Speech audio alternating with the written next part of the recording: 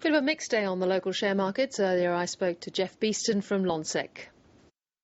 Well, Geoff Beetson, after a strong offshore lead, we should have expected a better local performance, shouldn't we?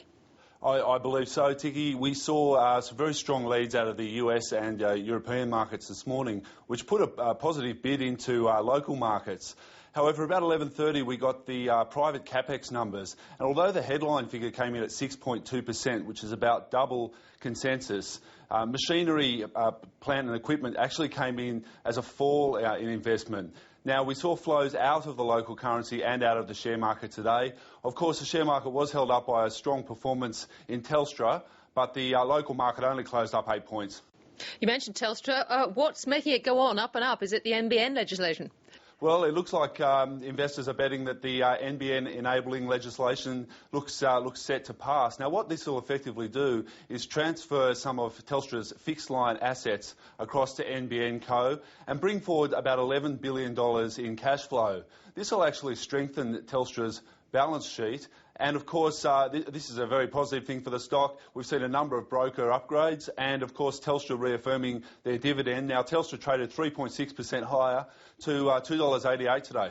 Nothing like a bit of certainty. Now to the banks, and ANZ was the only one of the big four to head higher. Does this have anything to do with what's going on with the Courier Exchange Bank?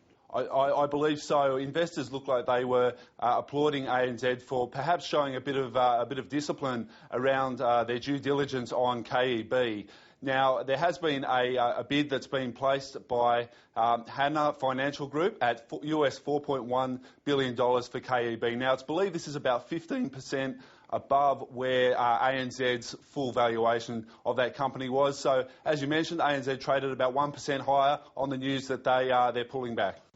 And what about the resources sector? I see Citadel Resources directors are now recommending the bid for the company by Equinox.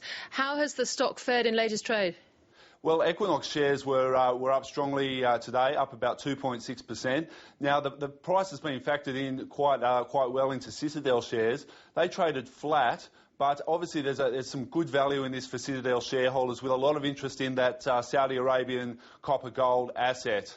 Now, the stock's looking very solid, and I think that you'll see obviously some more macro strength into the copper gold theme. Geoff Beetson, always good to talk to you. Thank you so much for joining Late Line Business. Thank you, Tiki.